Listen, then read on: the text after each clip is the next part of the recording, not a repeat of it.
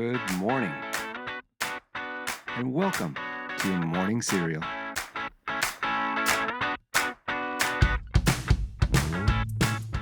Okay, good morning, and welcome to Wednesday. Hopefully, you have some free time on this hump day because today is National Movie Theater Day.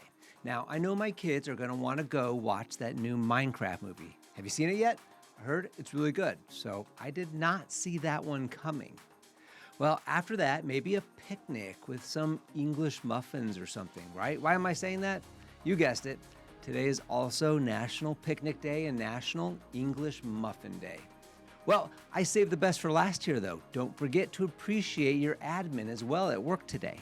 It's Administrative Professionals Day. Just a coincidence that it's also National Lovers Day, too? Well, I don't know. I'm not going to say. Let's move on to one of my favorite comedians who is providing our quote today about being educated. John Oliver said, quote, "The truth hurts, but ignorance is a never-ending pain." Well, today's news, facts, and birthdays are for April 23rd. We're going to start back in 1984. That's when the AIDS virus was identified for the first time as the HTLV-3, which is the acquired immune deficiency syndrome. Then on this date in 1985, the Coca-Cola Company, they introduced New Coke. Now, if you lived through this like I did, then you know why New Coke isn't still around.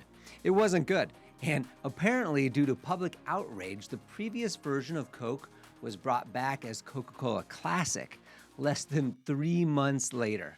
What were they thinking? Well, in 2005, the very first YouTube video was uploaded on this date by one of the YouTube co-founders. And it was a video of his visit to the San Diego Zoo. And 1 year later, after he uploaded that, the site had some 100 million videos on it. Lastly, on this date in 2009, gamma ray burst GRB 090423, it was observed for 10 seconds. It is the most distant object of any kind and is also the oldest known object in the universe.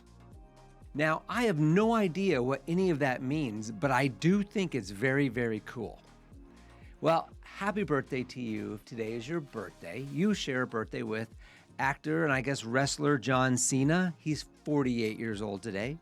Comedian John Oliver, he's 48, a great age I might add. Well, the number one song on this date back in 1987 was I Knew You Were Waiting for Me by Aretha Franklin and George Michael. And this song was originally supposed to be a solo song for Tina Turner. But then Clive Davis, he pitched that it should be a duet with Aretha and George. And the rest is history. The song was number one for 2 weeks.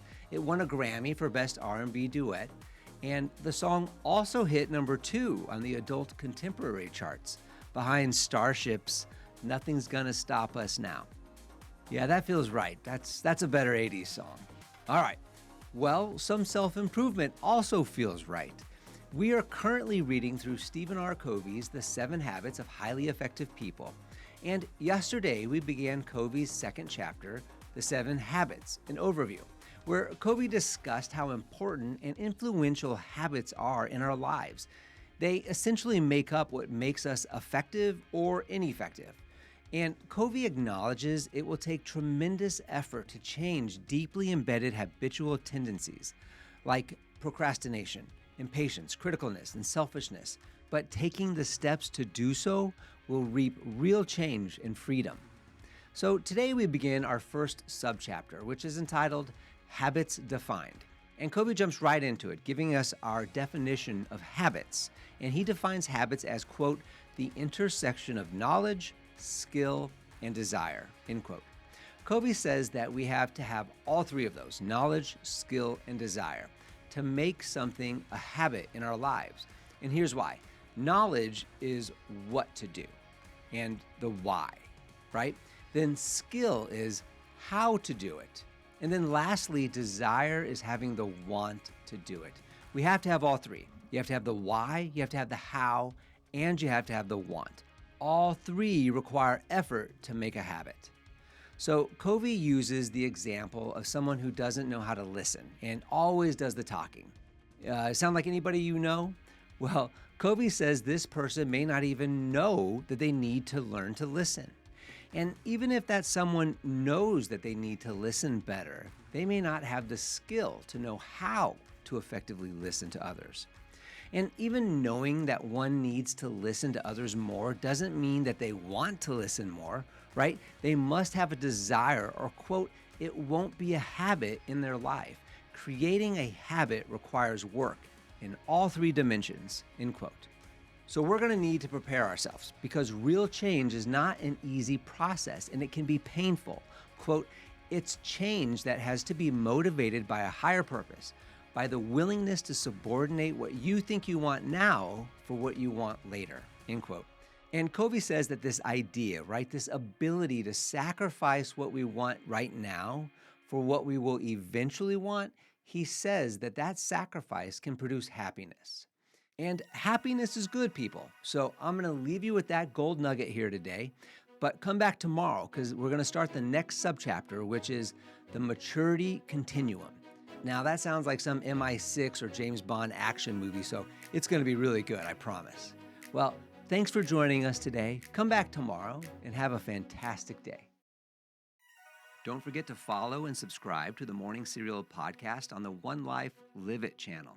You can find more episodes and videos by visiting our YouTube channel and the website at Sean Inglis and at SeanInglis.com, where you can also follow our other podcasts, the Mr. and Mrs. Inglis podcast and the Life Happens podcast.